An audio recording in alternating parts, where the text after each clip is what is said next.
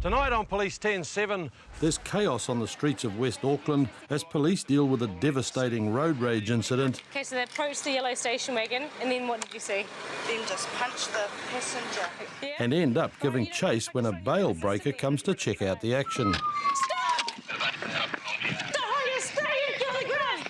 Get on the ground! And a desperate ex turns to stalking his sweetheart. So where'd you climbing up that forest gate, did you? Yeah. Have you climbed up there before, have you? No. And another drunk driver puts Dwayne's endurance to the test. If I had been apprehended by the police, you should read my rights. You need to calm right down.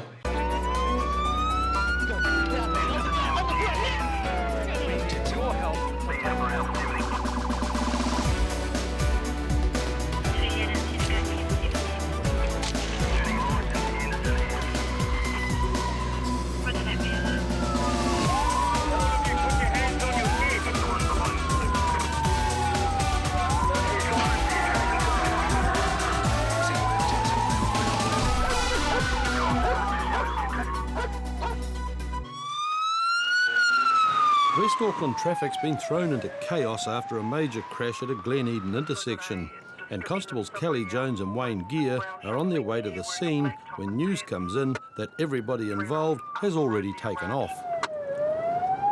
Somebody else saying that there were 4 Māori teenagers with a baseball bat. One of them had a black and white bandana on, tall, skinny and young. Yep, clear. Comms HSI 10-7. HSI. The crash scene resembles a war zone, with bits of cars and traffic lights spread all over the road. And while other officers search for the guys involved, Wayne and Kelly start to piece together the sequence of events. That car was right buried into the back of that car. This white one here was in the back here? Yeah, and then I saw one very young man get out of that car and just go into the yellow car and start to drag him out and start punching him. It sounds like a bit of a road rage incident. One lot of offenders has ran the back of another vehicle and they've got out, and a fight's been started, and all occupants have all left the scene. The vehicles are pretty well damaged, but there's no blood or anything on the inside of the vehicles, which would indicate that they've suffered any injuries because of the crash. But I'd say they'll be pretty sore. So you're looking at behind you? But the incident between the two sets of youths had almost claimed an innocent victim. Melissa had just stopped her car at the intersection when she'd been shunted from behind. Her 3-week-old baby was in the car. Okay, so you're waiting to turn left and all of a sudden you feel a bang from the rear? Yeah, I thought it was a bus. Okay. And then once you felt the bang, what happened next? My car just started going forward, so I just went with it and parked over here. You sure I mean, we can get an ambulance here, no worries, just to make sure that everything is okay. Oh, she's all right. Okay. She's asleep. All right. I mean, if you encounter any medical problems at all, I mean, seek medical attention as soon as possible, though. All right. Did the people of the yellow car just stay in the vehicle? Yeah, they were in the vehicle when I looked. Okay, so these people have got out, but these people are still in the car? Yeah. Okay. Okay, so they approached the yellow station wagon, and then what did you see? Then just punched the passenger. Okay, so one person or? Yeah. The Eagle helicopter joins the hunt for the runaway drivers, and not long afterwards, police have their first success. 2 guys from the white car have been tracked down. Stay here. Stay here while we finish the statement. Oh, what? What are you going to do? I'll arrest you. In spite of the bravado, Sam's soon telling Constable Vaughan Hibbert everything he knows. He said basically what's happened, they've been driving along, a person's cut them off and given them the fingers. Their driver, who's been previously drinking as well, as have they, has become really mad. They've chased him for a good 2 to 3 Ks. They've raced down this street here, got to the lights at the end of the intersection. They haven't been able to stop in time and have just careered into the rear of the car. At that stage, all the passengers of the car that's been chasing have got out. 2 of them have gone up to confront the person in the front car who cut them off. And the 2 people that we've been speaking to and we caught, as I said, about a kilometre away, have just started running through properties into a school, down a couple of banks, and we caught them here. Sam and his mate James will get off with a caution, but while the hunt for the 2 drivers goes on, police have got another problem. It's just after 5 o'clock and the traffic's backing up. At this stage, we just need to keep the traffic flowing. It's now into peak hour, so it's congested, it's blocked all the way back to Glen Eden Township. We're waiting on the council to get here and move the traffic light that's down across the lane, and once that's done, then we're off to find out what exactly happened here. But Kelly's stint as traffic officer is interrupted when Jake goes by. Appeared at court yet? Because you had a warrant. Yeah, no, I went last Wednesday. Yeah? Yeah. All right, you don't mind if I just run you through the system then? All right. But while Kelly runs her checks and Wayne looks after the traffic, Jake decides it's time to leave, with Kelly hot on his tail. Hey, Rachel, take over!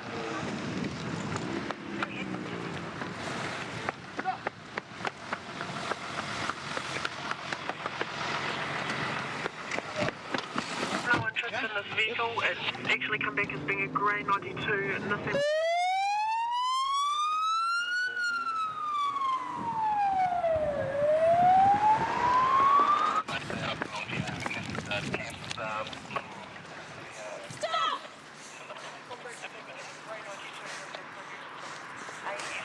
Stop!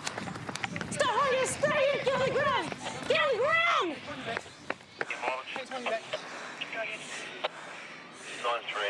Put your hand behind your back.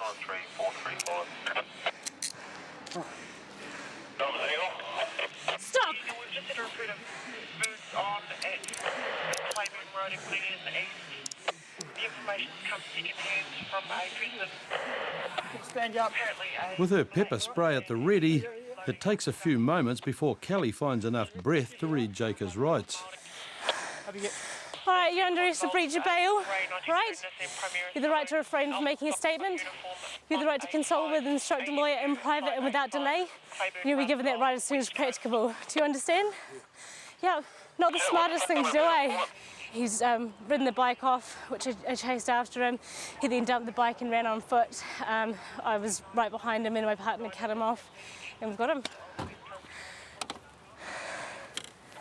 He must have been pretty unfit because I'm not that fit when I caught him. With Jake on his way back to Henderson Station, Wayne and Kelly rejoin the hunt for the driver of the white car which had been the cause of the Glen Eden crash. And as the evening turned to night, they found him. He's back here. We're just about to take a written statement from him. A couple of things I want to cover off with him, who was in his vehicle and what he was doing prior to the accident. And there's been allegations of street racing and so forth. So I want to cover all that off, cover if he knew the people, the occupants, and sort of what happened in the alleged assault, things like that. It takes more than half an hour for the story to unfold. He has admitted to driving it and actually chasing the yellow vehicle. He denied any allegation of assault. Said he's left the scene prior to police because he didn't want to get in trouble. Read down that. It could all have been much worse. William's driving was one thing, but his car should never have been on the road in the first place. I was following them, and then my car was deregistered and the brake pads were worn. I going too fast, couldn't stop in time and crashed into the back of him. But as I was going, he was like, I was chasing him because he was pulling the fingers and stuff to me out his back window. And then after that happened, I just crashed into him. Then I reversed my car. My car was still going, so he just reversed it and then jumped out. Walked up to his window. I was going to grab him. Nah, it's all right. Just walked off and ran from the crash site just like up to the next street, up to the park, and then just walked home from there and back to Kelston. It was all good, no one. Just cop cars everywhere, helicopter, but no one stopped me to ask me what I was doing. With a few more inquiries, police would eventually track down the baseball bat and the other driver. In court, William pleaded guilty to dangerous driving, driving while forbidden, and failing to stop and ascertain injury. He was fined $500 plus court costs of $130 and disqualified from driving for 6 months. The driver of the yellow car pleaded guilty to dangerous driving whilst suspended, received 80 hours community work, and was disqualified from driving for 7 months. When we come back, the end of a love story sees Prince Charming struggling to let go. I went up there I saw her in bed with another guy. I walked back downstairs and I was like, standing there, I was like, okay, pretty fucking angry right now. And in Avondale, police struggle to make sense of Sonny's driving. You're all over the road. Oh, I wasn't. You were. You got people following you. Yep, just off to a job. Drunk driver, passed out at the wheel. Member of the public has followed him and taken the keys off him. He's currently in Avondale at an intersection, unconscious. So we're just heading across to carry out EPA procedures. By the time they get to the scene, the driver, Sonny, has woken from his sleep and Constable Dwayne Minter is met by the two informants. Down the exit there, he was just going real slowly, he sped up and... Yep. He actually fell asleep at Who's the wheel the down driver? here. This guy here. Put on the indicator, right, but he went left and right all over the lanes, drove really slowly. Yep. Hello? You've been drinking? Oh, yes, I did. Yeah, okay. You fell asleep, eh? No, I didn't. You swerved all over the road? No, I didn't. You have been, because we've just got witnesses. No, that's what they say. I'm going to have to require you to undergo a breath test, okay? Yes? All right, do you know how these work? Yes, I do. State your name and address into the machine. I'm at the needle. It's fine, it's a pass. Although he's passed the roadside breath test, Dwayne is still sure that Sonny's had more than a couple of beers. And Sergeant Steve Fagan, who's been interviewing other witnesses, agrees. The beer to me smells stronger than 2 cans. You had anything else? Had any spirits? No, I don't drink spirit. Nothing like that? And that's all you've had, 2 cans of beer, that's what you're telling us. Yes, So what happened here? This was nothing, I didn't. Yeah, but you're all over the road. No, I wasn't. You were, you got people following you. I know that's what they were saying and said I was about to hit someone. I said no. And I saw the hazardous light, so I stopped.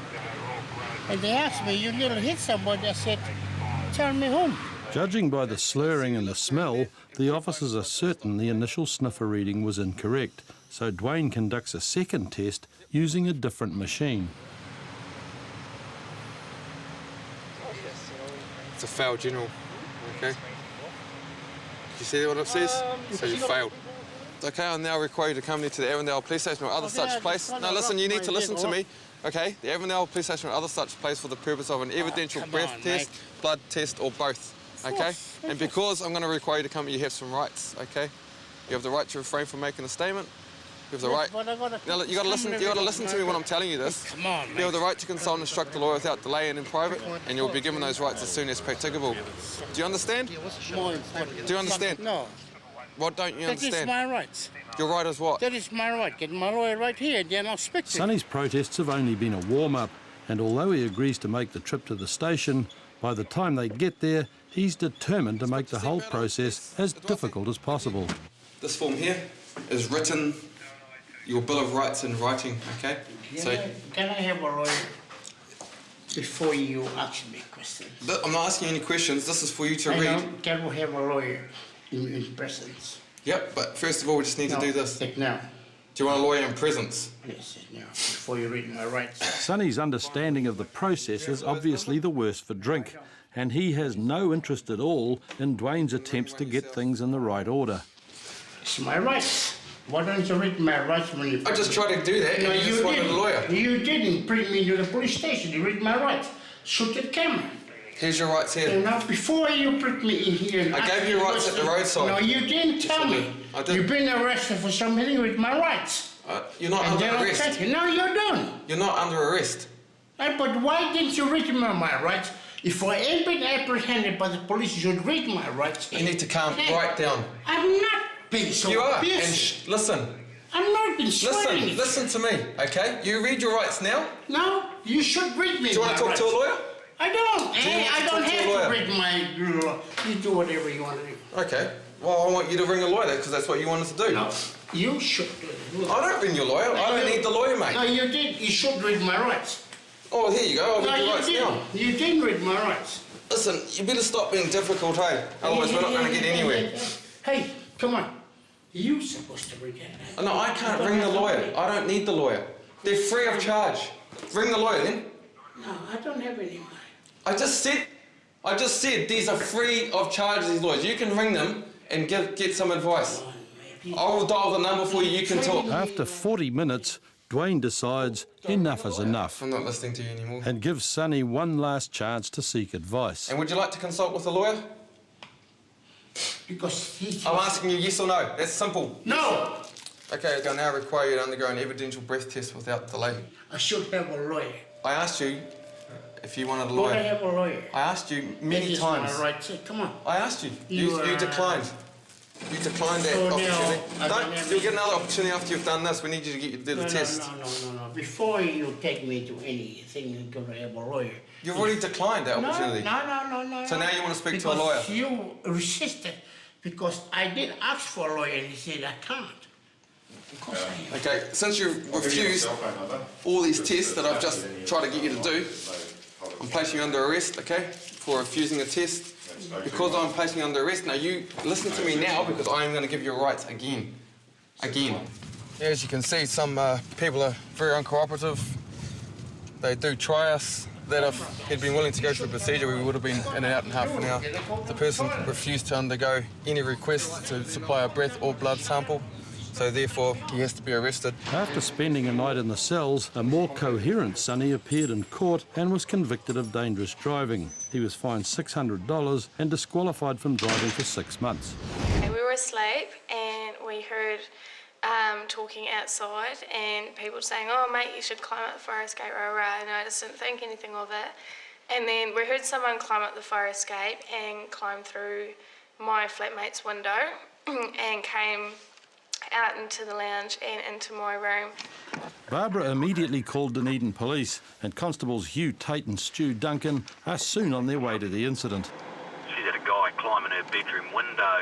He's still present. Name of Brogan. Shows he had a Wanaka dress. She's got a whole heap of other guys there with him. Looks like they're all outside now, but this guy originally climbed in the informant's bedroom window. Informant's ex-girlfriend. Yeah, roger, 10-2. When they arrive at the scene, the ex-boyfriend Brogan and his mates are drinking in the back of a car. Turn the car off, mate. Which one is Brogan? Jump out here, mate. What's going on? To be honest, no, oi, just be quiet, being please. That's sort of like my girlfriend, sort of ex-girlfriend slash blah blah blah. I don't know how to explain it, but it's like, you know, complicated, like breaking up but sort of still together, blah blah. Broken up but still together. And I just fucking, like, fully, she's like trying to get back to me, so I was like, went up there and I was like, trying to see what's going on, and I found her in bed with Luke, so I left. I couldn't get out the front door and I'm like, I'm not going down there, and then he got out and they were all just standing there yelling at us from down there and stuff, and that's when I called you guys. Like, but I don't know, like, it's a real fucked up situation, but all I know is I went up there, I saw her in bed with another guy, I walked back downstairs and I was like, standing there, I was like, okay, pretty fucking angry right now. Pretty fucking angry, like, pretty fucking skitzing, but didn't go back up there, didn't touch her, didn't say shit. Where'd you climbing up that fire escape, did you? Yeah. Have you climbed up there before, have you? No. So why'd you climb up there then? Well, after getting the text saying Bubs was like, I want to see you, blah, blah, so I would go to see her because I know she lives there. He's saying that you texted him to come around. What the hell? I can prove that I haven't. I've got my phone right here. Well, we've been asleep. We've been asleep since like 10:30. Did you see the text? No. Like, I know how much shit I can get into, but like, she came over to our house regularly, and like, we moved into a place together about 3-4 weeks ago. Has he still got some gear of his up there? Huh? Has he still got some gear of his up there? Like some clothes and stuff like that? Hell no, because I moved out. I took all my stuff and he's got all his stuff from when we lived together. I've got nothing to do. Sure. This isn't the first time Brogan's unrequited lust has led to problems, but everybody's keen to avoid an arrest. And he's threatened her. And he's threatened her. He's threatened me. Obviously, I'm coming here without knowing any of the history of what's going on. That's fine. Yeah. So obviously, we want to get to a point where you're happy with what's happening. What would be a good outcome for you tonight? If we tell him not to come back here ever again, we trespass him from here? Yeah, that would be a good outcome? Yeah, like, you just got trespass too. Oh, trespass notice. Do you want to stand against the fence, mate? Can you please not make any trip? Trespass notice, please. If he comes back with a trespassing order, what actually... Well, as soon as he steps on the building or does anything, he's trespassing. Yeah. So, that's an option. Yeah. Well, best to go with that, because if you try and charge him, he's just probably He'll probably gonna wind get his way more out of it. aggravated or whatever. Yeah. Brogan, there's a trespass notice. You yeah, I know what it means. not to return to that address for the next 2 years. If you do so, you'll be arrested. 2 years if they've left this area and we're allowed back? If they're no longer in that flat. We're allowed back? Yeah. But whilst Barbara's in that flat... He's a bit of a, he just won't go away sort of chap, is he? Yeah, because we've been broken up for like a month now, he hasn't left me alone. Like calling me and texting me. How long are you guys going out for? 5 weeks exactly. So you're going out for a relatively short period of time? Yes. You just won't get the message? No. Okay. When you're with someone for so long, then you decide that... We appreciate there's a lot of background noise, mate. That you want to... It's not your problem, You can understand now that Yeah, it's not, but now it's not my Just problem. listen to me, mate. We appreciate that. We appreciate it. There's a lot of background going on here, and there's obviously a few feelings involved. You're not welcome back here, okay? So, that's the guts of it, all right? Right, cheers, guys. All right, mate. Good night. We'll see you later. See you, Brogan. Is anything happening after this? Nope. Right. With no after-match function, Brogan and his mates head off into the morning, and Barbara's left hoping that she'll never hear from him again. Hopefully this time he's learned his lesson. I hope. But yeah, he's annoying, not scary. That's good. Yeah. Next week on Police 10-7, a late-night joyride ends abruptly for a pair of thieves. I skidded all the way down to where the bike is down here, so it's quite a long skid. So I just wonder how the drivers walked away from it. A desperate drunk causes chaos when fleeing the scene of a crime. You turned out of the street. I had to put my lights on to stop you. You weren't going to stop. And it's deja vu for police on day 2 of an ongoing conflict. What happened? Fucking cunts bashed me on with bats, that's what happened.